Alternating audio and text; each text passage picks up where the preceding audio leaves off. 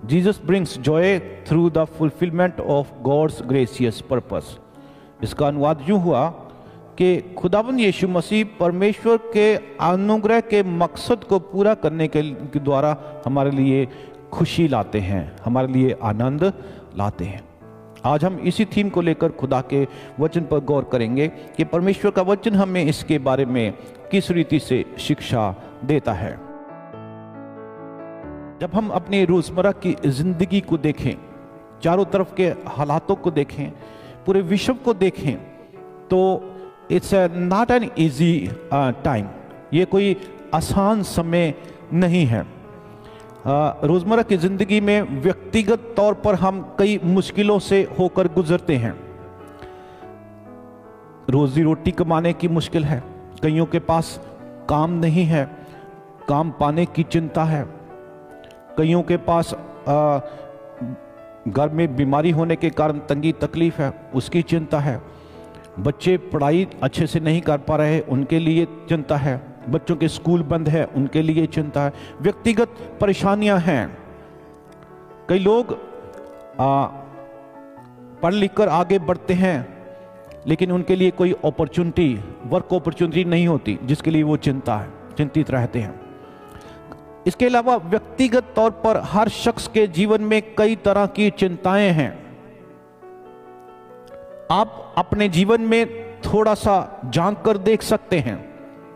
शायद आपके पास बैठा व्यक्ति आपकी चिंता को नहीं जानता, लेकिन आप उन चिंताओं से, परेशानियों से जूझ रहे हैं। You have been struggling with them. What to do, क्या करें, कुछ पता नहीं चलता, जिसके कारण आपकी जिंदगी बड़ी विचलित हो चुकी है। Let me go ahead. Family, जब हम पारिवारिक रूप में अपने जीवन में हैं तो पारिवारिक तौर पर भी कई चिंताएं, परेशानियां, कठिनाइयां हमारे जीवन में होती हैं। हस्बैंड वाइफ किस्से सदियों पुराने चले आ रहे हैं,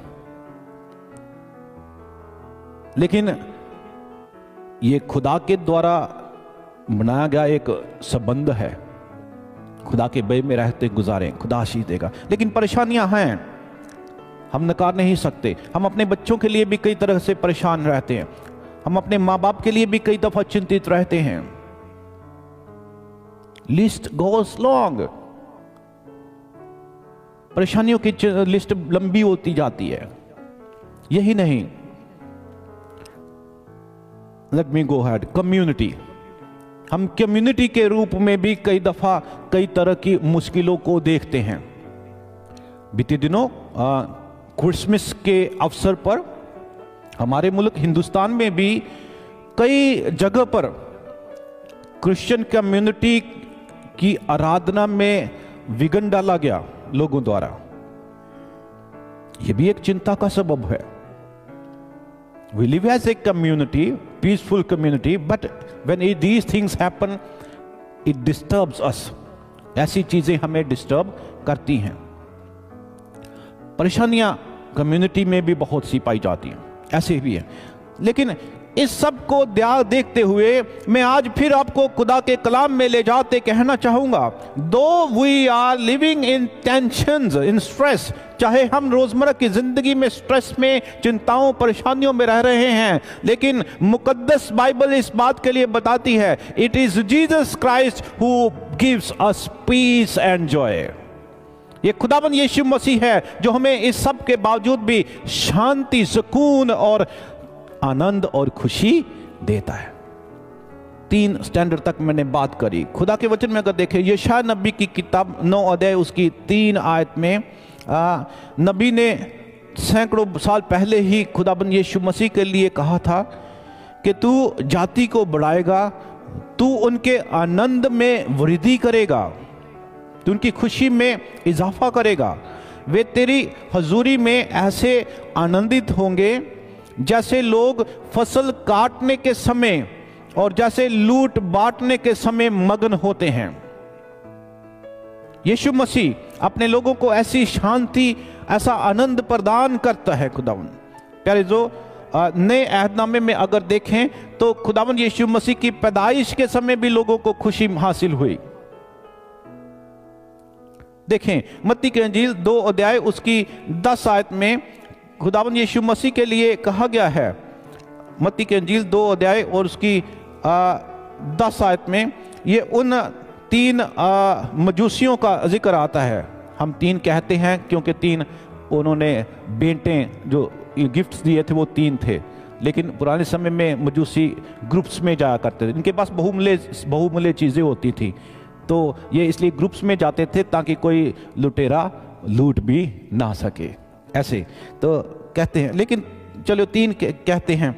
तो इसमें क्या लिखा है, वो एक अपने किताबों के ज्ञान से, नक्षत्र के ज्ञान से उनको मालूम हुआ कि किसी मसीहा का जन्म हुआ है, और उसके लिए उन्हें एक स्टार, एक सितारा भी दिखाई दिया, और ये सितारा बाकी तारों से भिन्न था। और उस तारे के पीछे चलते चलते वे यरूशलेम में पहुंचे और वहां के यहूदियों के राजा के पास गए। कहते एक राजकुमार का जन्म हुआ, हम उसको सिजदा करने के लिए आए। उस समय का राजा कौन था? हेरोदेस। वो घबरा गया, तब मुझको छोड़ और राजा कौन पैदा हो गया। फिर उसने शास्त्रियों को बुलाया। जब उन्होंने कलाम मुकद्दस की बातों को, पुराने अहदनामे की नबूवतों को पढ़कर उसके सामने रखा, कहा गया कि बैतलहम में उसका जन्म होना लिखा है। तो उसने उन मजूसियों से कहा, जाओ बैतलहम में जाओ, और जब तुम्हें वो राजा मिल जाए तो मुझे भी बताना, ताकि मैं भी जाकर सिजदा करूं। लेकिन खुदावंद प्यारे अज़ीज़, जब हम खुदावंद के कलाम में देखते तो क्या होता है, खुदा के वचन में लिखा कि वो उस तारे के पीछे पीछे यरूशलेम में बैतलहम में पहुंचे, और तारा ठीक उस जगह पर खड़ा हो गया जहां पर प्रभु यीशु मसीह की पैदाइश हुई थी। 10 आयत में लिखा, उस तारे को देखकर वे अति आनंदित हुए। उस तारे को देखकर वो बहुत खुश हुए।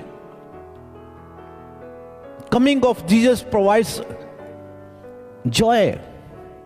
यीशु का आना भी उन्हें खुशी प्रदान करता है।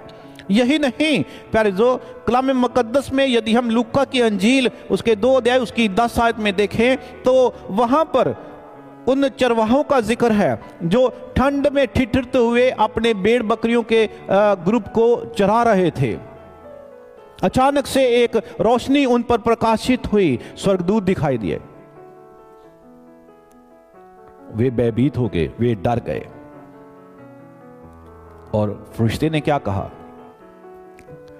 डू नॉट फियर, मत डरो, क्योंकि आज के दिन मैं तुम्हारे लिए खुशी की खबर लाया हूं, आनंद का सुसमाचार लाया। खुशी प्यारे, जो खुशी की खबर क्या थी कि आज के दिन दाऊद के नगर बैतलहम में तुम्हारे लिए उद्धारकर्ता ने जन्म लिया है, तुम्हारे मुक्तिदाता ने जन्म लिया है, तुम्हारे मुआफी देने वाले ने जन्म लिया है। वो कितनी खुशी से भर गए कि उसी समय उसके दर्शन के लिए उपहार लेकर चल दिए।